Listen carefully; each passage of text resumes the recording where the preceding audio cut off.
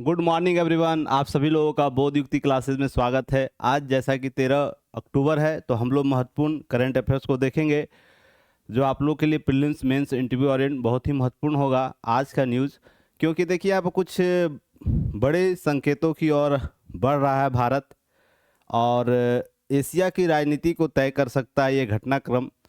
तो ध्यान रखिएगा, पूरी तरीके से हम इस न्यूज़ को अच्छे तरीके से देखने का प्रयास करेंगे। यदि यहाँ से प्रश्न मेंस और इंटरव्यू में भी हालिया जो होने वाले हैं वहाँ अगर प्रश्न पूछता है तो आप लोग उसमें बेहतर उत्तर दे पाए। तो चलिए सबसे शुरुआत करते हैं, टॉपिक देखते हैं। सबसे पहले भारत और अफगानिस्तान संबंध, नया दौर।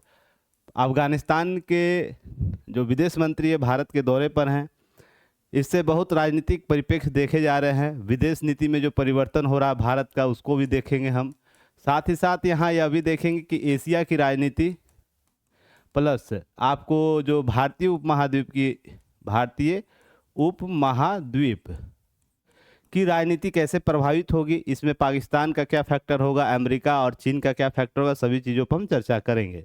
नेक्स्ट टॉपिक है असंगठित क्षेत्र में सुधार जरूरी। नीति आयोग की एक रिपोर्ट आई है जिस पर 4 वो दृष्टिकोण देता है। यह बहुत ही महत्वपूर्ण होगा क्योंकि असंगठित क्षेत्र से संबंधित मैंने पिछले वर्ष के डीएनए में ही चर्चा किया था। आप लोग को याद होगा जो पुराने स्टूडेंट होंगे कि डीएनए में जब मैंने बोला था कि भारत में अगर तीव्र विकास करनी है, 2047 के लक्ष्य को प्राप्त करना है, तो इस सेक्टर में जो असंगठित क्षेत्र है जहां पर बहुत सी भ्रांतियां फैली हुई, बहुत से जो रेगुलेटिंग जो प्रोसेस होते हैं उसको क्या करना है, उसको प्रोसेस में लाने की आवश्यकता है। साथ ही साथ इस क्षेत्र में लगे सभी कार्मिकों के लिए हमें कुछ नीतिगत फैसले लेने होंगे। साथ ही साथ सामाजिक सुरक्षा और कौशल विकास प्रबंधन के लिए मैंने बात की थी। तो उसी से संबंधित नीति आयोग इस बार चर्चा कर रहा है। उन्हीं सभी मुद्दों को लेकर नीति आयोग क्या कर रहा है, अपनी इस 4 कॉन्सेप्ट के माध्यम से, 4 दृष्टिकोण के माध्यम से इस क्षेत्र के लिए कुछ बातें की है। तो हम लोग उसे देख लेंगे और यहाँ से प्रश्न बनाए जा सकते हैं। नेक्स्ट टॉपिक देखेंगे संयुक्त सैन्य अभ्यास ऑस्ट्रिया हिंद, जो ऑस्ट्रेलिया और भारत के बीच होता है, जिससे संबंधित पीटी फैक्ट को देखेंगे। कुछ प्रश्न यहाँ से देखेंगे जो 2025 में अभी तक जो संयुक्त अभ्यास हुए हैं तो उससे संबंधित कुछ प्रश्न को देखेंगे। चलिए नेक्स्ट टॉपिक है एआई के साथ बदलता भारत। देखिए सूचना प्रौद्योगिकी की बात कर ले, इस तरीके का जो प्रौद्योगिकी हमारे देश में आया है उसमें उद्योग 4.0 का कॉन्सेप्ट जो लेकर उद्योग 4.0 के तहत जो नवाचार लिए जा रहे हैं, नवाचारी प्रबंधन किया जा रहा है, उस माध्यम से कैसे भारत विकसित हो सकता है। साथ ही साथ एआई ने किस प्रकार के भारत की आवश्यकताओं को बदला, इस एआई ने कैसे भारत के रोजगार प्रवृत्ति को बदल दिया है। साथ ही साथ इसके विभिन्न क्षेत्रों में किस प्रकार के योगदान हुए हैं, इससे संबंधित कुछ फैक्ट है। नीति आयोग एक रिपोर्ट के माध्यम से बोल रहा है, तो हम इसे भी देखेंगे। 2 नीति आयोग का रिपोर्ट है जिससे संबंधित हम लोग बात करेंगे। Robotics for good youth challenge India 2025, कुछ विजेताओं को घोषणा किया गया है। आपको पता आईएमसी इंडिया जो कांग्रेस टेलीकॉम कांग्रेस हो रहा है उसमें यह चर्चा किया गया है। तो चलिए हम लोग बात करेंगे इसी संबंधित। आगे बढ़ने से हमारे विभिन्न प्लेटफॉर्म में जहाँ आप जुड़ सकते हैं और हमें सपोर्ट कर सकते हैं। टेलीग्राम चैनल को जरूर ज्वाइन कीजिएगा, वहाँ पर आपको सारे पीडीएफ आपको अवेलेबल कराए जाते हैं। क्लियर है? और यूट्यूब पर है तो जरूर सब्सक्राइब कीजिए, चैनल को सपोर्ट कीजिए और अपने दोस्तों के साथ शेयर कर सकते हैं। इंस्टा फेसबुक पर है, सभी जगह हमें फॉलो कर सकते हैं। चलिए इस न्यूज़ पर आते हैं, और यह न्यूज़ इम्पॉर्टेंट आप लोग रखिएगा, मोस्ट इम्पॉर्टेंट। अगर यहाँ प्रश्न पीटी में नहीं पूछेगा तो मेंस में ज़रूर पूछेगा। अगर मेंस में नहीं पूछा, फिर मान लीजिए मेंस में भी किसी कारण से छूट गया, तो आप मान के चलिए आपको इंटरव्यू में यहाँ से प्रश्न बनेंगे, यहाँ से प्रश्न बनेंगे और हर स्टूडेंट से ये प्रश्न पूछा जाएगा। क्योंकि जब हम तालिबान की बात कर रहे थे ना, तालिबान शासन आया था अमेरिका और वहाँ के तालिबान गुट के द्वारा जो राजनीतिक समाधान ढूंढे जा रहे थे, उस बीच में भारत के इस परिप्रेक्ष्य में, क्योंकि भारत शुरू से ही इस प्रकार के आतंकवादी जो गुट हैं उसके विरोध में काम करता है। तो जब अमेरिका ने इसे लिस्टेड कर दिया था तो उसमें भारत के पास पैर बहुत से बंद गए थे, जिसके माध्यम से उसकी राजनीतिक जो समाधान प्रक्रिया है, या हम कह सके जो राजनयिक संबंध है, उसमें कहीं कहीं अड़चने आ गई थी। तो जब तालिबान शासन आया उसके बाद भारत क्या हुआ, भारत के संबंधों को स्थापित करने के लिए पहली बार किसी तालिबानी मंत्री का भारत में आगमन है। तो यह इसलिए भी इम्पोर्टेंट है ना, बहुत से उलझे हुए प्रश्न है दोनों के बीच। एशिया के बहुत से उलझे हुए प्रश्न हैं, फिर भारतीय उपमहाद्वीप में बहुत से उलझे हुए प्रश्न हैं जिसका समाधान यहाँ से निकाला जा सकता। अगर जैसा कि एस जयशंकर ने और जो विदेश मंत्री वहाँ के मुफ्ती हैं जो आए हुए हैं, तो ध्यान रखिएगा यह क्या है कि इन दोनों ने अपने टेबल पर क्या बात की है कि भारत की कुछ चिंताएं थी, जिनको राउंड टेबल था, राउंड टेबल पर इधर से विदेश मंत्री उधर के बैठे हुए थे अफगानिस्तान से, इधर से भारत के, तो चिंता कुछ भारत ने व्यक्त किया कुछ बिंदुओं के माध्यम, जिसका तुरंत रिएक्शन उनके द्वारा दिया गया कि जैसे पहला चिंता सबसे बड़ा था कि अफगानिस्तान की भूमि का प्रयोग किसी अन्य देश के द्वारा नहीं किया जाएगा, अर्थात किसी गलत कार्य के लिए या जो भारत की कूटनीतिक प्रबंधन या भारत की राष्ट्रीय एकता अखंडता को प्रभावित करता होगा। तो सीधा सा यही बात बोला गया, एकदम बिल्कुल स्वतंत्र रूप से भारत अफगानिस्तान की विदेश नीति अब रहेगी और उसमें भारत को सपोर्ट किया जाएगा। और यह भी बात बोला गया कि जब तालिबान शासन जब आ रहा था, अमेरिका के साथ युद्ध चल रहे थे, हमारे संबंध भारत के साथ बेहतर थे। हमने कभी भी भारत को इस नज़रिए से नहीं देखा कि वो क्या कर रहा, हमारे हितों को प्रभावित कर रहा है। जनता के साथ जुड़ाव जोड़ के रखा भारत, हालांकि राजनयिक संबंध स्थापित नहीं थे, फिर भी टेक्निकल संबंध जरूर बना के रखे हुए थे, जनता के सभी संबंधों को वो कायम कर रखा था। तो अफगानिस्तान इसी नीति को लेकर भारत का सपोर्ट करता है और भारत अपने मानवीय स्वभाव के कारण भी अफगानिस्तान में अपनी अहम भूमिका निभाता है। अब देखिए, इसको किसी किताब में किसी भी आप वीडियो एनालिसिस जो करा रहा है उसके माध्यम से आप नहीं समझ सकते। आपको अगर भारत अफगानिस्तान के संबंध को समझना है ना, तो यूट्यूब पर जाइएगा, बहुत से ब्लॉगर है ना अफगानिस्तान का दौरा करते हैं, ठीक है ना, बहुत से ब्लॉगर, तो उनके वीडियो को जाके देखिएगा। जैसे ही वो भारत का नाम लेते हैं ना, वहाँ की जनता, जो अफगानिस्तान की जनता है, उनको वेलकम करती है। अगर किसी अन्य देश का नागरिक को कोई ब्लॉगर बोलता है, उसको उस तरीके का ट्रीट नहीं करता जो भारतीयों को ट्रीट किया जाता है वहाँ पर। तो वहाँ की जनता है ना, भारत के इस संबंध को बहुत बेहतर तरीके से समझता है। इसलिए भारत में आप देखेंगे पूरा तालिबान संघर्ष चला अमेरिका के साथ, भारतीय क्षति नहीं हुई। या तो यहाँ तक हम कहें, जब भारत को अपने नागरिकों को लाना था वहाँ से, तो अफगानिस्तान इसके लिए खुली छूट दे दी। तो इस तरीके से समझिएगा। उसके बाद बहुत से देश भारत के जहाज़ों में लटक के आए, भारत के साथ निकले बाहर। तो ये सब चीज़ें समझने की आवश्यकता है, तो यहाँ पर चीज़ें समझ जाइएगा। इसके अतिरिक्त यह क्या किया, भारत की नीति ने स्पष्ट किया। एस जयशंकर ने कुछ बातें बोली जिनको आप लोग को याद रखना है। इसी लाइन को कोटेशन बना के मेंस में प्रश्न पूछा जा सकता है। जैसे, अफगानिस्तान की सरकार तभी मान्यता दी जाएगी जब वो समावेशी, शांतिपूर्ण, अंतर्राष्ट्रीय मानकों के अनुरूप आचरण करेगी। यह कब की बात है, जब तालिबान शासन आया था, उसमें सरकारों के द्वारा, विभिन्न सरकारों के द्वारा मान्यता प्रोसेस चल रहा था। तो भारत ने अपना स्पष्ट रुख दे दिया था कि जब तक अफगानिस्तान अपना जो समावेशी, शांतिपूर्ण और अंतर्राष्ट्रीय मानकों के अनुसार जो मानकीय अंतर्राष्ट्रीय मानक बनाए गए उसके अनुसार अगर आचरण नहीं करेगा तो हम मान्यता नहीं देंगे। तो एक लंबे समय के बाद जब आया, तो यह तीनों कंडीशन के आधार पर क्या है, अफगानिस्तान की वर्तमान स्थिति देखी जा रही। इसलिए भारत ने विदेशी दौरे को मंजूरी दिया। इसके लिए अमेरिका से स्पेशल परमिशन मिला उनको, क्योंकि यह यूएनए में क्या है, लिस्टेड है आतंकवादी सूची में। तो ये सब चीज़ें आपको ध्यान रखिएगा। इसके अतिरिक्त ध्यान रखिएगा, क्षेत्रीय कूटनीति और भू राजनीति समीकरणों से लिहाज से बहुत ही महत्वपूर्ण है। क्षेत्रीय कूटनीति, भारत पाकिस्तान के संबंध इससे प्रभावित हो रहे, अफगानिस्तान पाकिस्तान के संबंध प्रभावित होंगे, चीन और अफगानिस्तान का प्रभाव होगा इसमें, तो वो भी प्रभावित हो रहा है। भारत और चीन के संबंध भी प्रभावित होंगे। तो क्षेत्रीय जो हमारा राजनीति है, भू राजनीति समीकरण, अमेरिका किस रूप से रिएक्ट करेगा, अमेरिका किस रूप से अफगानिस्तान की नीति को लेकर चलेगा, यह भी वो पाकिस्तान को किस रूप से मजबूत करेगा। इसलिए देख रहे होंगे हाल में घटनाक्रम इस तरीके से बदल रहे, तो आपको ये सब चीज़ें ध्यान में रखना है। तो ध्यान रखिए, शक्ति, जो क्षेत्रीय शक्ति संतुलन बहुत ही महत्वपूर्ण हो जाएगा पाकिस्तान से लिहाज से। जैसे ही यहाँ पर इनका दौरा होता है, पाकिस्तान ने हमला कर दिया, हालांकि अभी पाकिस्तान के सैनिकों को वहाँ के सैनिकों ने मारा भी है, पर वो ध्यान रखिएगा ऐसे घटनाक्रम घटेगी जिसके माध्यम से ये सब चीज़ें होंगी। अब ध्यान रखें अगस्त 2021 में जब तालिबान अफगानिस्तान पर पुनः कब्जा कर लिया, तब भारत ने सुरक्षा कारणों से काबुल में स्थित जो उसका दूतावास था उसको क्या किया, बंद कर दिया। और कुछ चीज़ें ध्यान रखें, एक टर्मिनोलॉजी आप लोग को याद रखना, टेक्निकल मिशन को जारी रखा। अब ये टेक्निकल मिशन क्या होता है?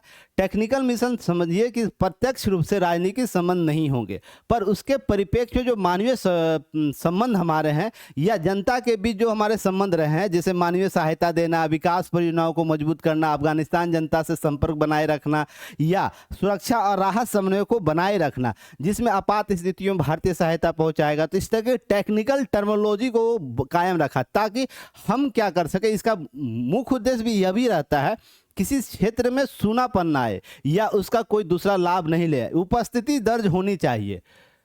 उपस्थिति दर्ज होना कहने का मतलब कि हम अन्य देशों को यह बता देना है कि हम अभी तक अफगानिस्तान को छोड़ नहीं रहे हैं। हाँ, उसकी कुछ राजनीतिक समाधान ढूंढने की आवश्यकता है जिसके माध्यम से हम चीज़ों को और भी बेहतर कर पाएंगे। तो राजनीतिक समाधान जो भारत ने पहले ही बोल रखा था कि तुम तीन कॉन्सेप्ट पर काम कर लो, हम तुम्हारे साथ आ जाएंगे। तो डिप्लोमेटिक जो मिशन है वो समाप्त तो जरूर किया था, पर क्या किया था कि टेक्निकल मिशन जरूर रखा था। तो भारत की ये कूटनीतिक विदेश नीति के कूटनीतिक प्रबंधन में ये आता है।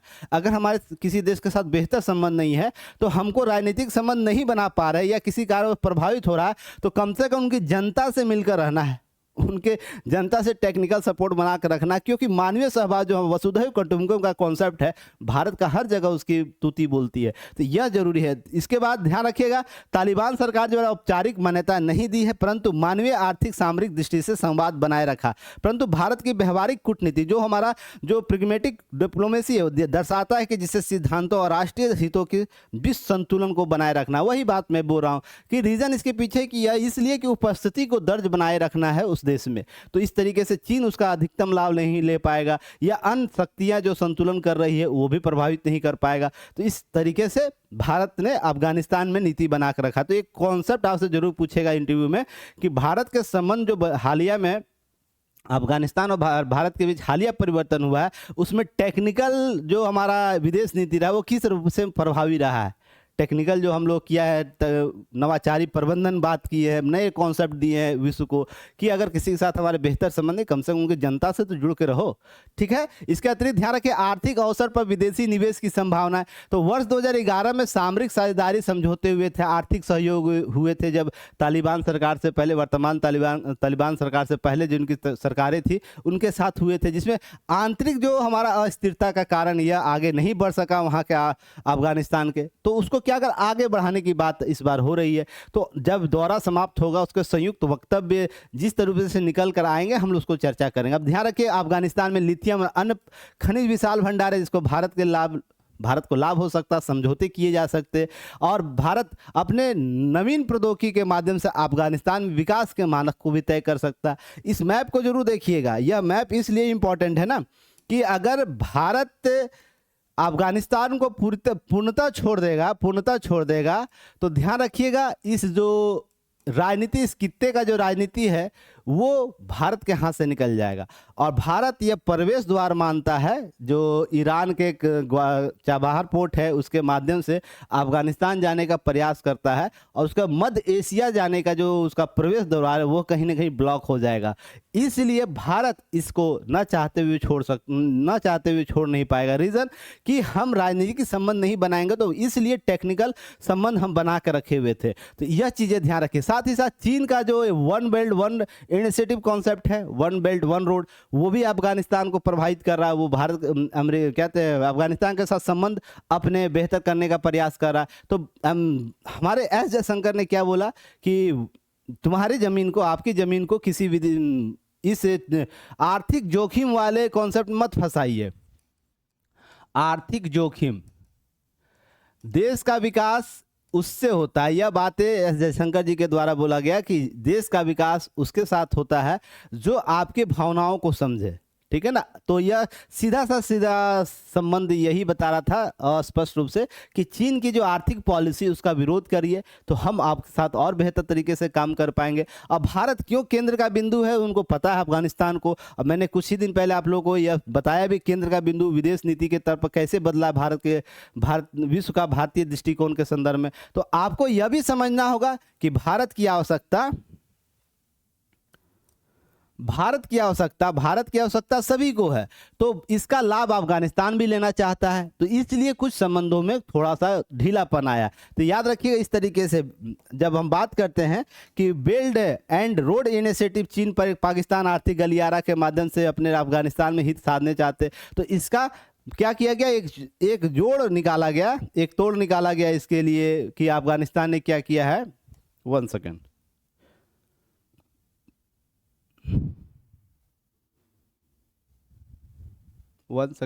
चलिए कि एस जयशंकर जी के द्वारा डायरेक्ट यह बात बोली गई कि आप इस प्रकार के चीज़ों से थोड़ा सा दूर रहने की जरूरत है और आपको अपने अवसंरचना निर्माण में अभी उस प्रकार के कार्य करना चाहिए जो लोकतांत्रिक स्वरूपीकरण से है, लोकतांत्रिक मान्यताओं के आधार पर प्राप्त हो।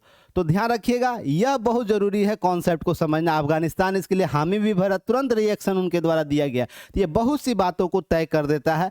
अब ध्यान रखिए इसके अतिरिक्त क्या है, 2000 हमारे सामरिक और सुरक्षा सहयोग था, 2016 में प्रत्यर्पण संधि हुए थे, 2019 में लागू है। तो इस तरीके से प्रत्यर्पण संधि अर्थात किसी प्रकार का लिस्ट जारी किया जाएगा, किसी को भारत में भेजो, कोई अगर भारत से भाग के गया वहाँ पर है किसी प्रकार का अपराध करके, तो उसके लिए प्रत्यर्पण संधि कर रखा है। इसके साथ साथ ध्यान रखिएगा अफगानिस्तान की भूमि का उपयोग भारत के विरुद्ध किसी भी गतिविधि के लिए नहीं होने दिया जाएगा। ये विदेश मंत्री जो भारत के दौरे पर आए हुए हैं उनके द्वारा कहा गया। इस चीज़ को याद रखना आप लोगों को, क्लियर है। अब ध्यान रखें स्वास्थ्य सेवा और मानवतावादी सहयोग क्या किया गया, आधारभूत सुविधाओं के विकास के लिए भारत ने बोला है कि हम सक्रिय भूमिका देंगे आपके साथ। इसके अतिरिक्त 20 एम्बुलेंस दिया गया है, ध्यान रखिएगा उसमें। फिर बगरामी जिले में 30 बिस्तरों का एक अस्पताल बनाने की बात की गई, जो आर्कोलॉजी सेंटर, ट्रामा सेंटर स्थापित किए जा रहे हैं। इस प्रकार से भारत सहयोग कर रहा है। जो पत्तिका और खुरोस्त प्रांतों में 5 मातृ स्वास्थ्य क्लिनिक बनवाए जाएंगे। तो यह ध्यान रहे भारत लगातार प्रयास रहा, इस बार जो सहयोग होगा और भी बढ़कर होगा, क्योंकि इस बार भारत के भी रुख बदले हुए। तो भारत का ध्यान शासन प्रणाली से अधिक अफगान जनता के कल्याण पर केंद्रित हो रहा है। यही ध्यान रखिएगा, भारत को एक स्पेशल क्या करता है, स्थिति प्रदान करता है, जहां पर वहां की जनता ही भारत के सपोर्ट में है। तो प्रशासन क्या काम करेगा, अगर वो जाना भी चाहेगा तो फिर विरोध कर देगा। तो इसलिए आपको, क्योंकि बुरे स्थितियों में, बुरे समय में भारत ने अफगानिस्तान को बहुत मदद की थी। इस तरीके से समझिएगा। अब रणनीतिक दृष्टि क्या है इसका, तो ध्यान रखिएगा अफगानिस्तान की संप्रभुता और अखंडता का सम्मान किया जाएगा भारत की विदेश नीति के अनुसार। यह बातें की गई, तो आपकी अखंडता जो बनाए हुए हैं आप उसका सम्मान करें, क्योंकि आपने जो काबुल का जो मैंने डिक्लेरेशन दिया था जिसमें बातें हुई थी, भारत ने स्पष्ट बोल दिया था कि आप अंतर्राष्ट्रीय मानकों के आधार पर जब शासन कीजिएगा तभी हम आपके साथ संबंध को बनाएंगे। तो ये चीजें ध्यान रखिएगा। बाहरी हस्तक्षेप को बनाए रखेंगे तो ध्यान रखिए भारत के लिए बहुत ही महत्वपूर्ण हो जाएगा, चाहे वो अमेरिका हो या अन्य शक्तियां। चीन के संदर्भ में बात हो रही, पाकिस्तान के संदर्भ में बात हो रही है, तो यह भी बातें हो गया कि नहीं हम आपको सपोर्ट करेंगे इसके लिए। अब एक भारत मानता है कि अफगानिस्तान की स्थिति पूरे दक्षिण एशिया की शांति और विकास की कुंजी है। तो दक्षिण पूर्व एशिया, ध्यान रखिए जब हम बात करते हैं यह इसलिए इंपॉर्टेंट है ना, जब हम अफगानिस्तान की नीति की बात करते हैं इससे पाकिस्तान प्रभावित है, इससे चीन प्रभावित है, भारत के संबंध इससे प्रभावित है। तो क्या होता है कि जब हम इस खित्ते में जो बड़े समूह का अगर शांति रहेगा और समर्थन रहेगा, तो ध्यान रखिए जो अन्य क्षेत्र है उस पर प्रभाव कम पड़ेगा। 2 बड़े देश अगर इस क्षेत्र के प्रभावित हो रहे हैं, जैसे हम बात करें चीन और भारत, भारतीय उपमहाद्वीप में जो ये देश आते हैं अफगानिस्तान, पाकिस्तान, नेपाल, भारत, बांग्लादेश, भूटान, उसके बाद श्रीलंका, मालदीव, ये सब जो देश आते हैं, ध्यान रखिएगा यह पूरी तरह इन तीनों देशों के राजनीति पर टिके रहते हैं, क्योंकि जैसा इनका रुख होगा वैसे इन क्षेत्रों के साथ संबंध स्थापित होंगे। तो यहाँ पर 3-4 देश जो भारत के साथ जुड़ रहे हैं, तो यह बहुत ही महत्वपूर्ण हो जाता है। तो इसे याद रखिएगा, क्लियर है। इसके अतिरिक्त क्या रखना है याद आप सभी लोगों को कि भारत की रणनीति कट्टरवाद से दूरी रखते हुए विकास और सहयोग के माध्यम से अफगानिस्तान में अस्तित्व को बढ़ावा दिया जाएगा। साफ क्लियर कर दिया गया, देखो आपका क्या है रणनीति, आप दूसरे देशों के साथ क्या कर रहे हो उससे बेटर है ना, आपको क्या करना है कि अभी आप विकास और सहयोग की कल्पना करो कि हमारा देश में किस प्रकार से विकास होगा, इंफ्रास्ट्रक्चर डेवलप कैसे होगा, ये सब बातें करना है। क्लियर है। इसके अतिरिक्त क्या बातें हुई, इसके अतिरिक्त आपको यह समझने की जरूरत है कि जब हम भारत और अफगानिस्तान के संबंधों की चर्चा कर रहे हैं वहाँ पर 2-3 मूल बातें ध्यान रखिएगा। अमेरिका अब क्या कहते हैं, अफगानिस्तान की कूटनीति को संतुलित करने के लिए आप पाकिस्तान को बढ़ावा देगा, और हाल के दिनों में देखने को मिला कितना भी कुछ हो जाए उसको वित्तीय आवंटन करवा ही देता आईएमएफ से। साथ ही साथ जब अमेरिका चीन और रूस के साथ संबंधों को देख रहा है यहाँ से, तो क्या होता है कि वो इस कित्ते को पाकिस्तान के दरमियान ही सुलझाना चाहता है। तो ये सब सारे मामले देखने को मिले, और पाकिस्तान क्या करेगा, चीन के साथ मिलकर इसको प्रतिसंतुलित करने का प्रयास करे। तो कुल मिलाकर बात यह है कि अब इस क्षेत्र में 1-2 साल तक चर्चा का विषय रहेगा। तो आपको प्रश्न सारे तरीके से कवर करके जाने हैं। जैसे चलिए पहला प्रश्न देख लेते हैं कि प्रश्न है कि भारत के टेक्निकल मिशन के माध्यम से कौन सी नीति प्रदर्शित होती है। आक्रामक कूटनीतिक, सिद्धांत आधारित व्यवहारिक कूटनीतिक, अलगाववादी कूटनीतिक और प्रतिरोध कूटनीति, कौन सा आपको नीति देखने को मिल रहा है टेक्निकल मिशन में। तो आप ऑप्शन दिए हुए हैं और कमेंट सेक्शन में आप उत्तर दे सकते हैं। क्लियर है। चलिए इसके अतिरिक्त ध्यान रखिएगा, एक मेंस का क्वेश्चन यहाँ से लीजिए और इसे स्टार रखिएगा आप लोग। अफगानिस्तान से किसी भी तरीके से प्रश्न पूछा जा सकता है। अभी और भी घटनाक्रम होंगे तो एग्जाम जब मेंस होगा तो उससे पहले हम कुछ और प्रश्नों का अभ्यास कर लेंगे। फिलहाल इसका अभ्यास कीजिए। भारत अफगानिस्तान के संबंध एशिया की भू राजनीति को पुनः परिभाषित कर रही है। इस संबंध में हालिया परिवर्तन घटनाक्रम को रेखांकित करे। यहाँ से प्रश्न पूछे जा सकते इस टॉपिक से, या और भी प्रश्न बनेंगे जैसे जैसे घटनाक्रम आएंगे तो हम लोग उस पर चर्चा कर लेंगे। तो इस प्रश्न का उत्तर आप लोग लिख कर जो पेड ग्रुप है डीएनए का आप वहां भेज सकते हैं। चलिए दूसरे टॉपिक पर आते हैं। देखिए टॉपिक इसलिए इंपॉर्टेंट है ना, असंगठित क्षेत्र में बार बार बातें की जाती है, सरकार सुधार कर रही है, उसका आउटपुट कैसे मिलेगा, पर यह क्षेत्र बहुत ही इंपॉर्टेंट है क्योंकि भारत 2047 के लक्ष्य के लिए नीति आयोग ने रणनीति बनाया। विकसित भारत के लक्ष्य की दिशा में 4 चरणीय रोड मैप दिया है। तो रोड मैप कैसे भारत में इस क्षेत्र को बूस्ट करेगा और भारत के सकल समृद्धि जो हमारा है जीडीपी है उसमें योगदान देगा। जब हम सकल घरेलू उत्पाद की बात करते हैं उसमें अभी वर्तमान में 50% योगदान कर रहा है। तो असंगठित जो हमारा है, अनऑर्गेनाइज जो है, उसे मजबूत करना है, औपचारिक अर्थव्यवस्था के साथ इसको क्या करना है, जोड़ना है ताकि इसका अधिकतम लाभ मिल पाए। तो कुल मिलाकर भारत क्या कर रहा है, नीति आयोग क्या कह रहा है कि भारत पिछले दशक में निर्मित डिजिटल बुनियादी ढांचा जैसे आधार, यूपीआई, जीएसटी नेटवर्क और डिजिटल पब्लिक प्लेटफॉर्म इस परिवर्तन की ठोस नींव बन सकता है, इसमें भी योगदान यह कर सकता है। ध्यान रखिएगा इन प्लेटफॉर्मों के माध्यम से असंगठित क्षेत्र के श्रमिकों की कृत्रिम बुद्धिमत्ता एआई नई तकनीकों को जोड़ा जाए तो उनकी आय कई गुना बढ़ाया जा सकता है जो वर्तमान आय है। तो इसके लिए ध्यान रखिए एआई के मदद से हम कैसे आजीविका को बदलाव कर सकते हैं। कुछ है जैसे विश्वास की कमी को दूर करना है, जैसे डिजिटल हम मोड अपना सकते हैं, सत्यापित कर सकते हैं, स्मार्ट कॉन्ट्रैक्ट्स हम डेवलप कर सकते हैं, स्मार्ट वियरेबल्स है उसको डेवलप कर सकते हैं, डिजिटल प्रमाण पत्र जारी कर सकते हैं, व्यक्तिगत लर्निंग करवा सकते हैं, जो प्रिसीजन फार्मिंग है उसको बढ़ावा दे सकते हैं, जिसके माध्यम से यह क्षेत्र और भी मजबूत होगा। तो कुल मिलाकर आपको यह याद रखना है यह क्षेत्र अभी जो हमारा संगठित क्षेत्र है अगर वैसा प्रदर्शन कर रहा है तो इस क्षेत्र को भी अगर हम बेहतर प्रबंधन कर दे, बेहतर रणनीति दे दे, रोड मैप के माध्यम से इसके साथ काम कर ले तो हमारे आउटपुट बढ़ जाएंगे। तो कुल मिलाकर और नई प्रौद्योगिकी किस रूप से इसमें मदद कर सकते हैं उसको ध्यान में रखना है। अब इसके साथ देखिए ध्यान रखिएगा 4 जो रोड मैप दिया है तो उसमें से आपको रोड मैप को जरूर देख के जाना है, उसको रिवीजन कर लेना ताकि एग्जाम में प्रश्न पूछे तो उससे प्रश्न छूटे नहीं। जैसे मिशन ओरिएंटेशन चरण जो 25 से 26 तक होगा, मिशन ओरिएंटेशन चरण एक 4 चरणीय रोड मैप है तो उसमें पहला ध्यान रखिएगा मिशन है। तो मिशन चार्टर तैयार किया जाएगा जिसके माध्यम से ड्राफ्टिंग कमेटी सुझाव देगी और बताएगा, समय समय पर परिणाम का मूल्यांकन किया जाएगा या आउटकम बजट के तौर पर हम जिस तरीके से मूल्यांकन करते हैं किसी बजट का वैसे ही इस नीति का क्या किया जाएगा, मूल्यांकन किया जाएगा एक समयावधि के बाद। हाँ भाई आपने रणनीति बनाया था उसके लिए बजटीय आवंटन करवाया सरकार से तो उसका आउटपुट हमें क्या मिला, किस रूप से वो सही उसका रिजल्ट आ रहा है। तो मूल्यांकन इंपॉर्टेंट है, मूल्यांकन ओरिएंट चीज़ों को हम जब इम्प्लीमेंट करते हैं तो हमारी कमियों और उससे पॉजिटिवनेस को हम पता चलता है और हम उसके अनुसार काम में या तो तेजी लाते हैं या परिवर्तन के साथ नया काम तैयार करते हैं। तो ये इस तरीके से याद रखिएगा, सरकार, उद्योग, शिक्षा जगत, नागरिक समाज की भागीदारी को सुनिश्चित की जाएगी। इसके माध्यम से सभी संबंधित जो पार्टीज होते हैं उसको में इसमें बढ़ावा दिया जाएगा ताकि हम इसका ओरिएंटेशन चरण में लाभ ले पाए। अब इसके उसका उद्देश्य क्या होगा? मिशन को ठोस दिशा, संरचना और साझा दृष्टिकोण प्रदान करना इस चरण का। तो यह महत्वपूर्ण है, इसका ठोस आधार तो पहले तैयार कर लिया जाए, संरचना डेवलप कर लिया जाए और लास्ट में साझा दृष्टिकोण हम लाएंगे किसके साथ? इन पार्टियों के साथ। तो यह जो चरण है, प्रथम चरण जो ओरिएंटेशन का चरण है, उसका हम अधिकतम लाभ ले पाएंगे। दूसरा चरण क्या है? संस्थागत चरण है हमारा। संस्थागत व्यवस्थाओं में सुधार करना है जो 26 से 27 तक होगा। तो इसमें क्या करेंगे हम? जो शासन संरचना है, जो गवर्नमेंट्स के स्ट्रक्चर्स होते हैं, जो किसी भी व्यवस्था को बढ़ाने के लिए अपने प्रत्यक्ष या अप्रत्यक्ष रूप से काम कर रहे हैं, उनकी संरचनाओं का निर्माण करना है। तो इसके साथ साथ नेतृत्व भूमिकाओं को भी हम मजबूत करेंगे, लीडरशिप रोल्स को परिभाषित करेंगे इस क्षेत्र के लिए, असंगठित क्षेत्र के लिए। तो हम नए नए पार्टियों को डेवलप करेंगे, तो यह भी इंपॉर्टेंट फैक्ट होगा।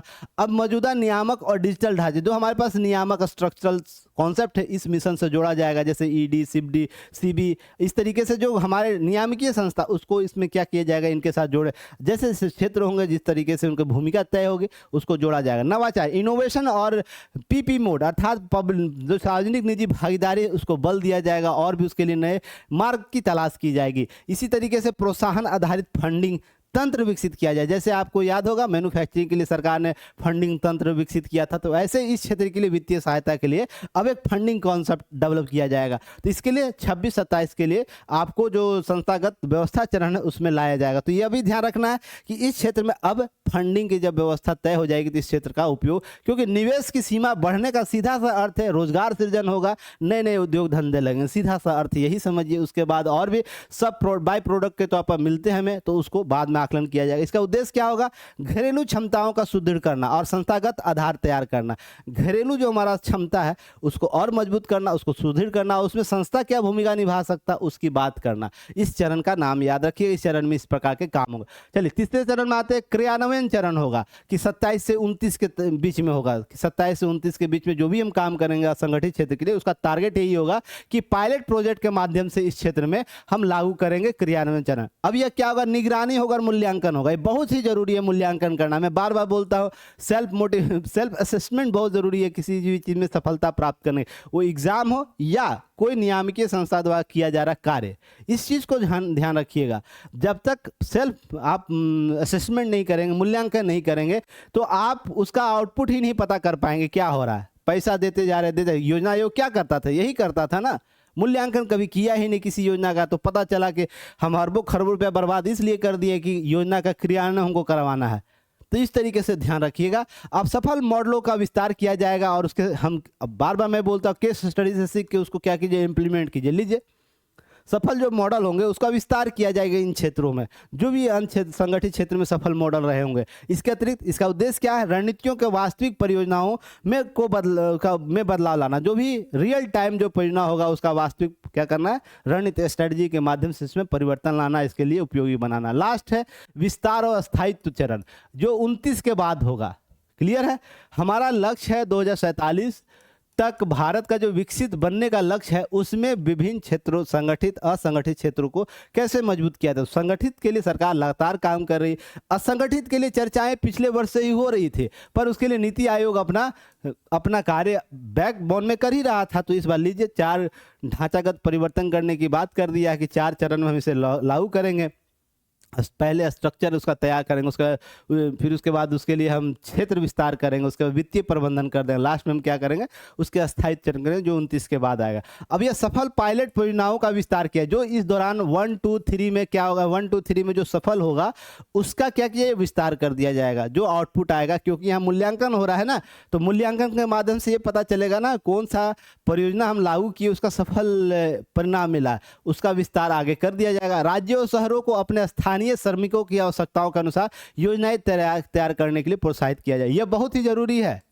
राज्यों और शहरों को, जो राज्य हैं होंगे अपने स्तर पर, राज्य स्तर पर अपनी योजनाओं को शुरुआत करो भाई इस क्षेत्र के लिए। फिर शहर में अर्थात 74वां संविधान संशोधन जो अधिनियमित किया गया, उसके माध्यम से जो शहरी निकाय उसको मजबूत किया जाएगा। इनको क्या किया जाएगा, नियम आपको बनाने के लिए, योजनाएं बनाने के लिए आपको क्या दिया जाएगा, अधिकार दिया जाएगा। तो इस तरीके से याद रखा, स्थानीय संदर्भों के अनुरूप कार्यक्रमों को अनुकूल बनाया जाएगा, या सुनिश्चित किया जाएगा कि असंगठित क्षेत्र के कामगारों को क्या मिले, दीर्घकालिक लाभ मिले, अल्पकालिक नहीं दीर्घकालिक, आने वाले समय में उसका आउटपुट अधिकतम मिल सके। तो इस तरीके से असंगठित क्षेत्र सशक्तिकरण के टिकाऊ और समावेशी बनाना। तो आपसे एक प्रश्न पूछ सकता है कि नीति आयोग के हालिया रोड मैप के द्वारा असंगठित क्षेत्रों को किस रूप से सशक्तिकरण के मार्ग में टिकाऊ और समावेशी प्रबंधन की बात कर रहा है। इस तरीके का प्रश्न आपको क्या कर सकता है, टाई अप कर सकता है। ये सारी चीजों को ध्यान में रखना। अब ध्यान रखिएगा, असंगठित क्षेत्रों का एक त्रैमासिक बुलेटिन पहला आया है जो आपको हाल ही में आया। ध्यान रखिएगा, जनवरी मार्च 2025 से अप्रैल जून 2025 को यह अनुमान पर आधारित है। यह रिपोर्ट इसलिए भी जरूरी है ना कि पता चलेगा कि असंगठित क्षेत्र किस रूप से काम कर रहा है। तो ध्यान रखिएगा, पहला आपको असंगठित क्षेत्र के लिए पहला त्रैमासिक बुलेटिन जारी किया गया। किनके द्वारा, तो एनएसओ के द्वारा और MOSPI अर्थात सांख्यिकी और कार्यक्रम कार्यान्वयन मंत्रालय, उसके द्वारा यह जारी किया गया मिलकर। अब ध्यान रखिएगा, इसके लिए क्यूबेस असंगठित क्षेत्र के उद्योग वार्षिक सर्वेक्षण आपको त्रैमासिक संस्करण है, जिसके माध्यम से इस क्षेत्र में किस प्रकार के बदलाव आ रहे हैं, रोजगार सृजन कैसे हो रहा है, योगदान किस रूप से बढ़ा है या घटा है, इसका आकलन हम कर पाएंगे। तो ये चीजें याद रखिएगा। अब है कि यह आपको अक्टूबर में जारी हुआ है। ध्यान रखिए, पर आपको 1 जनवरी 2025 को एक रिपोर्ट आता है, इसी संस्था के द्वारा जारी किया जाता है। ध्यान रखिएगा, इस संस्था के द्वारा जारी किया जाता है, मंत्रालय के द्वारा। तो जो रिपोर्ट में बातें की जाती है कि उसमें आंकड़े लिए गए थे अक्टूबर 2023 से सितंबर 2024, और इस बार का 71वीं बीपीएससी में यहाँ से प्रश्न पूछे गए, इसी रिपोर्ट से लाइन उठा के दे दिया गया है। तो प्रश्न बनते हैं, बशर्ते आपको वो पढ़ने, वो कंटेंट आपके पास तो लोग लेकर आए। अब बोलेंगे बाद में कि प्रश्न कहाँ से आ गया, प्रश्न नहीं सॉल्व हुआ है।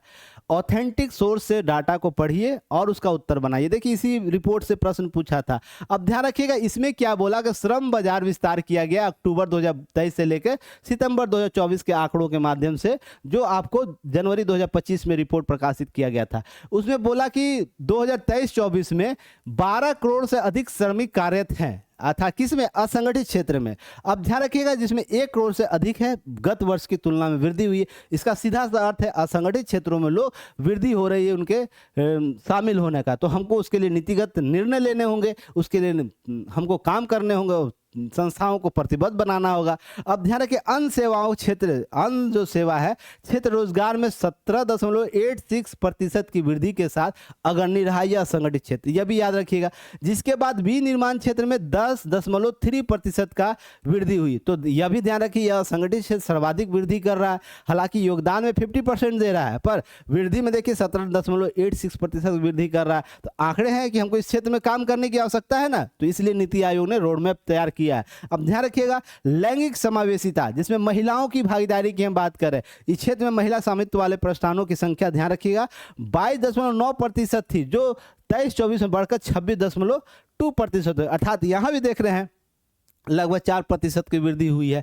तो इस तरीके से महिला भागीदारी भी इस क्षेत्र में बढ़ी है। तो महिलाओं से संबंधित समाधान भी ढूंढने की आवश्यकता है। इसलिए नीति आयोग की रिपोर्ट इस डाटा के आधार पर बेस्ड है। ध्यान रखिएगा, आपको नीति आयोग का जो रोड मैप है वो इसी डाटा के आधार पर चीज़ों को स्पष्ट कर रहा है कि हमको क्यों जरूरत है असंगठित क्षेत्रों में बेहतर काम करने के लिए, क्योंकि महिला भागीदारी भी बढ़ रही है, अन्य क्षेत्रों से ज़्यादा वृद्धि हो रही है, और यह रोजगार भी ज़्यादा सृजित कर रहा है। इस तरीके से चीज़ें याद रखिएगा। चलिए इसके अतिरिक्त चलिए प्रश्न पर आते हैं। प्रश्न है, नीति आयोग के अनुसार विकसित भारत 2047 के लक्ष्य को प्राप्ति के लिए किस क्षेत्र के सुधार को सबसे अधिक प्राथमिकता दी गई है नीति आयोग के अनुसार हाल ही में? तो ध्यान रखिएगा, पहला है संगठित औद्योगिक क्षेत्र, कृषि क्षेत्र, असंगठित क्षेत्र और सेवा क्षेत्र। तो इसका ऑप्शन दे सकते हैं। हालिया घटनाक्रम पूछ रहा है, इसलिए प्रश्न को अच्छे से देखिएगा। क्लियर है? तो चलिए आगे बढ़ते हैं। मिशन ओरिएंटेशन चरण, ओ सॉरी पिछले का क्वेश्चन आ गया है, कोई बात नहीं, हटाइए इसको। नहीं ठीक, सॉरी ठीक है। मिशन ओरिएंटेशन चरण का मुख्य उद्देश्य क्या है? जो चरण अपनाए गए 4 चरण, उसकी मिशन ओरिएंटेशन की बात हो रही है कि इसमें इसके उद्देश्य क्या है। पहला है कि शासन संरचनाओं की स्थापना करना, मिशन चार्टर तैयार कर दिशा समयबद्ध लक्ष्य तय करना, परियोजनाओं का विस्तार करना और लास्ट में मूल्यांकन प्रणाली का क्रियान्वयन करना। तो कुल मिलाकर क्या बातें कर रहा है मिशन ओरिएंटेशन में? जो पहले चरण की बात हो रही है, तो मैंने आप लोगों को बताया भी था। चलिए आगे बात करते हैं। असंगठित क्षेत्र को सशक्त करने के नीति आयोग की रणनीति किस प्रमुख अवधारणा पर आधारित है? यह भी एक महत्वपूर्ण प्रश्न है, जहां से प्रश्न बनाए जा सकते हैं इस प्रकार से। पहला है आत्मनिर्भर भारत और डिजिटल समावेशन, वित्तीय केंद्रीकरण, विदेशी निवेश पर निर्भरता और ग्रामीण शहरी विभाजन। क्या करेगा? तो इसके ऑप्शन दिए हुए हैं, और भी ऑप्शन बनाए जा सकते हैं आवश्यकता अनुसार, पर आप लोग इसका उत्तर देने का प्रयास कीजिए। चलिए नेक्स्ट क्वेश्चन देखते हैं। नेक्स्ट क्वेश्चन टॉपिक आ गया। चलिए, अब यह पीटी प्रीलिम्स इंपॉर्टेंट है और इस प्रकार के प्रश्न आप लोग से लगातार एग्जाम में पूछे जाते हैं किसी संयुक्त अभ्यास के बारे में। तो ध्यान रखिएगा, इस साल बहुत से अभ्यास हुए हैं जिसको आप लोग को एग्जाम ओरिएंट याद कर लेना है। अभी लिस्ट दे दूंगा जिसको आप लोग देख लीजिएगा। चलिए, भारत ऑस्ट्रेलिया के बीच आपको कब से 13 से 26 अक्टूबर 2025 के बीच इरविन बैरक पर्थ में क्या होगा? संयुक्त अभ्यास होगा। इससे पहले भारत में हुआ था, यह चौथा संस्करण होगा, यह भी याद रखना। तो पहला संस्करण कहाँ हुआ था? तो भारत में हुआ था। कब हुआ था? 22 में हुआ था। दूसरा संस्करण 23 में ऑस्ट्रेलिया पर्थ में हुआ था।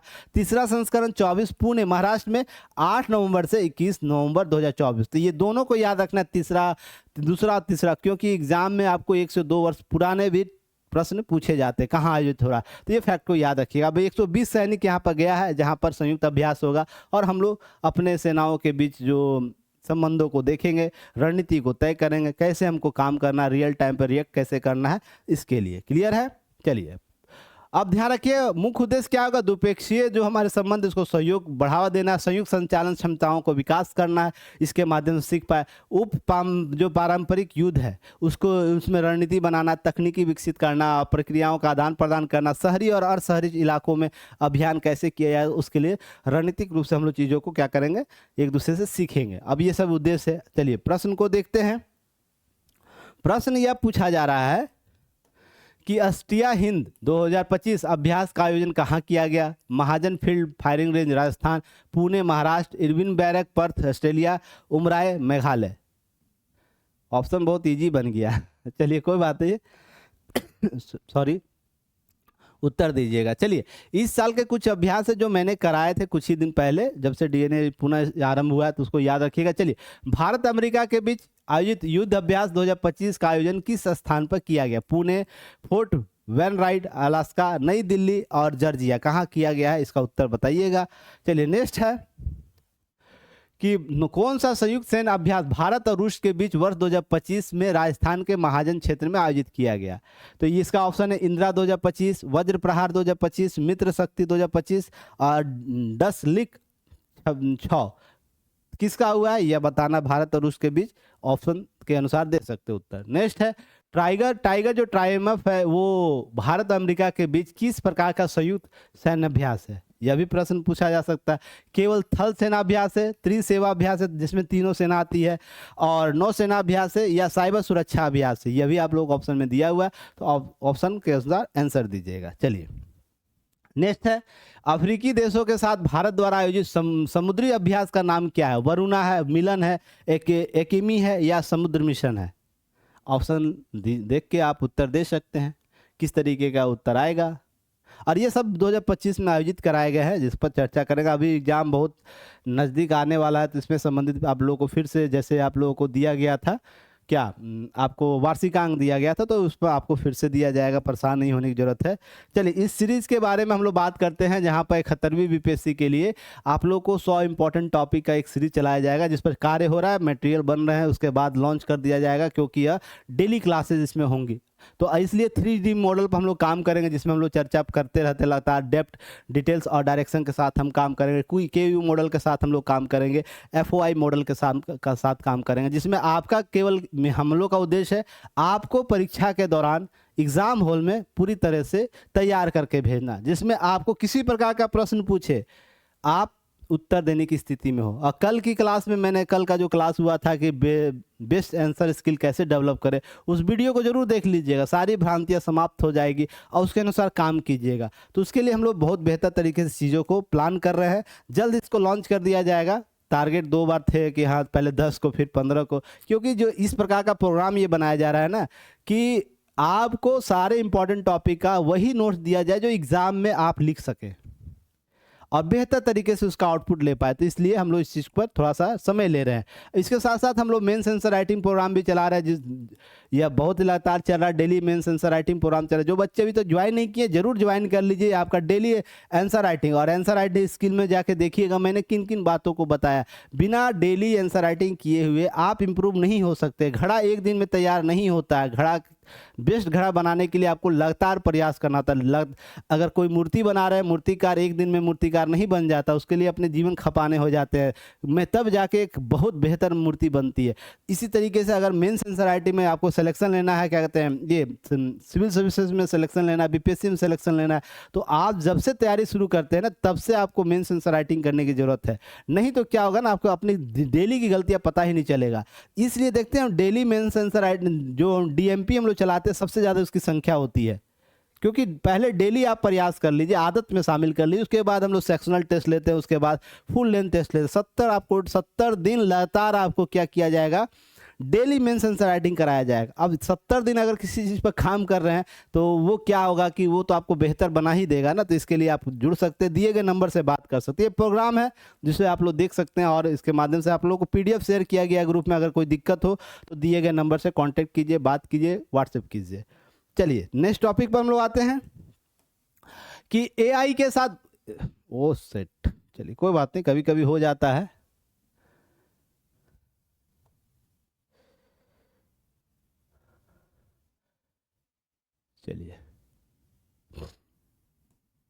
चलिए आते हैं, एआई के साथ बदलता है भारत। देखिए जैसे ही हम नवीन प्रौद्योगिकी की ओर जाते हैं ना, तो उसके नवीन अवसर जो सृजित होंगे उसको क्या हम भुना पा रहे हैं अपने सिस्टम के लिए, यह बहुत इंपॉर्टेंट हो जाता है। तो नीति आयोग ने एक समावेशी सामाजिक विकास के लिए कृत्रिम बुद्धिमत्ता की दृष्टिकोण को क्या दिया है ना, अक्टूबर 2025 के संदर्भ में प्रकाशित किया है, जिसमें यह बात बोल रहा है नहीं एआई जो क्षेत्र में हम लोग नवीन अवसर क्या है और उसका लाभांश हम देश को कैसे दे सकते हैं। पहले जो हम लोग कार्य किया उसका आउटपुट क्या मिला हमको, यह बताया गया। तो ध्यान रखिए 7 pillar of India AI mission हम लोग बात करते हैं, उसके 7 पिलर। यह मिशन जो है ना एआई मिशन, यह भारत की रणनीति को तय किया है। क्योंकि भारत, देखिएगा, याद कीजिए, कल ही मैं अपने कलीग के साथ कहीं गया था तो उनके साथ आ रहा था, तो यही बात मैं कर रहा था कि समय कितना जल्दी बदल गया है। समय कितना जल्दी बदल गया। जैसे समय की बात करूं, जब हम लोग फॉर्म भरते थे तो डीडी बनाना पड़ता था, डीडी, या गैस कनेक्शन का हम लोग गैस चूल्हा लेने जाते थे, गैस सिलेंडर, तो ध्यान रखिए लाइन लगाना पड़ता था और दिन भर लग जाता था उसके लिए समय। तो अभी हमने यूपीआई के माध्यम से या इस प्रकार का बहुत सा ऐसा टेक्निक है जिससे हम लोग तुरंत क्या ऑनलाइन सारी चीज़ें कर लेते हैं। तो समय कितना जल्दी परिवर्तित हो गया है। हमें इसमें नवीन प्रौद्योगिकियों के माध्यम से एआई को अगर समाहित करते तो और भी हम रिजल्ट कितना प्राप्त कर पाएंगे, सोच के देखिए। यह ज़्यादा दिन की बात नहीं मैं बोल रहा हूँ, यह बात कर रहा हूँ 2014-15 की मैं बात कर रहा हूँ। इससे पहले आप याद कीजिए, जो पुराने लोग होंगे या हमारे जैसे उम्र के वो लोग होंगे, क्या होंगे, वो इसी तरीके से काम करते थे। ये चीज़ याद रखना। इस तरीके से एआई की भूमिका को बढ़ावा देने के लिए काम किया गया। 38,000 यूनिट्स डेवलप किए, 6 मिलियन लोगों को रोजगार दिया, $280 बिलियन का क्या कर रहा है, हम लक्ष्य को प्रभावित कर पाते, 1.7 ट्रिलियन डॉलर की चीज़ें हम लाभ ले पा रहे थे। एआई की बदलती भूमिका के साथ इसके परिप्रेक्ष्य को भी देखने हुआ। कृत्रिम एआई क्या होता है, कुल मिलाकर यही है कि हम मशीनों के साथ योग्यता डेवलप कर पा रहे हैं क्या नहीं, सिस्टम हमारे साथ अनुरूप काम कर पा रहा है, काम करा पा रहे हैं क्या नहीं, ये सब बातें यह कहता है। अब सिस्टम प्रदर्शन के सुधार की बात करता है, निर्णय करने की बात करता है, यह संवाद भाषा मॉडल डेवलप करता है जिसके माध्यम से हम संबंधित क्षेत्र का विकास कर सकते हैं। यह एआई मॉडल के साथ ध्यान रखिएगा। अब इसके बात करते करते हैं, नेस्कॉम का रिपोर्ट आता है 280 बिलियन अमेरिकी डॉलर का योगदान आंकड़ा पार कर गया वार्षिक राजस्व इस क्षेत्र का। तो समझ के सके कितना हमें लाभ दे रहा है। 1.8 लाख स्टार्टअप डेवलप हुए हैं, जिसमें 89% स्टार्टअप क्या है, इसमें उसने AI प्रौद्योगिकी का प्रयोग किया है। तो यह हम और भी अवसर सृजित कर सकते हैं। वहीं 6 मिलियन अधिक से लोगों को कार्यरत किया इस क्षेत्र ने, तो ये रोजगार भी सृजित कर रहा है। तो ये नए आयामों के साथ बदलता, क्योंकि जब आया था ना, कुछ हमारे देश के कुछ नेता लोग थे, क्या बोल रहे थे, नौकरियां खा जाएगा। सोच के देखिए, नौकरियां खा जाएगा। अरे भाई, कोई भी नया प्रौद्योगिकी आता है ना, उसमें नए अवसर सृजित होते हैं, पुराने वाले भी अपडेट हो सकते हैं। अब ध्यान रखिएगा, इस चीज़ को ध्यान रखिए। अगर हम इसका अधिकतम लाभ का तभी तो अमेरिका हमारे पीछे दौड़ रहा है इस क्षेत्र के लिए। सोच के देखिएगा, UPI पूरे वर्ल्ड में इसकी स्तुति बोल रही है। इस तरीके से ध्यान रखिएगा। नेस्कॉम क्या है? नेस्कॉम जो हमारा जो एक अंक देता है, जिसमें बात करता है कि 4 में से 2.54 अंक मिल दिया है, तो स्टैंडर्ड तय किया, जिसमें 87% सक्रिय जो AI समाधानों का उपयोग कर रहे हैं, जो हमारा AI सक्रिय रूप है, उद्यम लोग कर रहे हैं। अब इसके साथ AI के कुल मूल्य लगभग 60% योगदान करता है। यह भी इंपॉर्टेंट फैक्ट है, जिसको आप लोगों को ध्यान रखिएगा। अब एक रिपोर्ट में आता है जहाँ पर 26% भारतीय कंपनी बड़े पैमाने पर AI प्रौद्योगिकी का प्रयोग कर रहे हैं। तो हर क्षेत्र में AI पारिस्थितिकी तंत्र का प्रयोग किया जा रहा है। तो इस तरीके से लाभांश मिलेंगे। क्लियर है? तो इसके साथ robotics for good youth challenge 2025, यह क्या है? यह दूरसंचार विभाग और अंतर्राष्ट्रीय दूरसंचार संघ के द्वारा इंडिया मोबाइल कांग्रेस, जो आपको 8 से 11 अक्टूबर को आयोजित किया गया, जहाँ रखिए अशोक भूमि कन्वेंशन सेंटर नई दिल्ली में, उसी सेंटर पर आपको एक robotics for good youth challenge India 2025 की मेजबानी की, जहां पर आपको ध्यान रखना है, वहां पर पुरस्कार दिए गए कुछ लोगों को। यहाँ के कुछ सदस्य थे जो यहाँ पर शामिल थे, जिसमें याद रखना है कि इसमें विजेता कौन था, टीम हेयांस। आपको उसके बाद इसको दिया जाएगा कि ग्लोबल जो हमारा 26 में जेनेवा में स्विट्जरलैंड में आयोजित किया जाएगा ग्लोबल ग्रैंड फिनाले, वहाँ भारत का प्रतिनिधित्व करेगा। इसी तरह सीनियर में भी ध्यान रखिएगा, सीनियर में भी उनको दिया गया है ग्लोबल ग्रैंड फिनाले में भारत का प्रतिनिधित्व करेंगे। तो इस तरीके से याद रखें, प्रथम उपविजेता, द्वितीय उपविजेता, सर्वाधिक नवेशी और मौलिक रोबोट टीम हेयांस है। ध्यान रखिएगा, टीम हेयांस जो पेरेटो लैब्स और बेंगलुरु के द्वारा बनाया गया था। ये सब फैक्ट याद रखने। इस तरीके से कहीं न कहीं प्रश्न पूछता है, तो थोड़ा सा रिवीजन कर लेना है। क्लियर है? चलिए एक प्रश्न ले लीजिए इसके साथ। प्रश्न यह है कि इंडिया मोबाइल कांग्रेस 2025 में robotics for good youth challenge 2025 की मेजबानी किसने की थे? तो ऑप्शन दिए गए, ऑप्शन के अनुसार उत्तर दे सकते हैं। क्लियर है? तो इस तरीके से आप बहुत बेहतर तरीके से आप कवर कर सकते हैं। इस वीडियो को जरूर देखिएगा। जिनको आंसर राइटिंग में प्रॉब्लम हो रही है, इस वीडियो को देखे बिना आप आंसर राइटिंग को स्टार्ट मत कीजिएगा, नहीं तो क्या होगा, उसी जाल में आप फंसे रहिए जिस जाल में आप शुरू से फंसे हुए हैं। या जो नए लोग हैं, उनको फ्रेश होकर चीज़ों को समझने की आवश्यकता। समय दीजिएगा, 1 घंटे 20 मिनट का वीडियो है, समय दीजिएगा, बहुत अच्छी चीज़ें सीख पाइए। कम समय दीजिए, कम अच्छी चीज़ें सीख पाइएगा। सीधा सा एक लॉजिक है। तो चलिए फिर हम लोग मिलते हैं नए वीडियो के साथ, कल मिलेंगे। तब तक के लिए धन्यवाद। जय हिंद।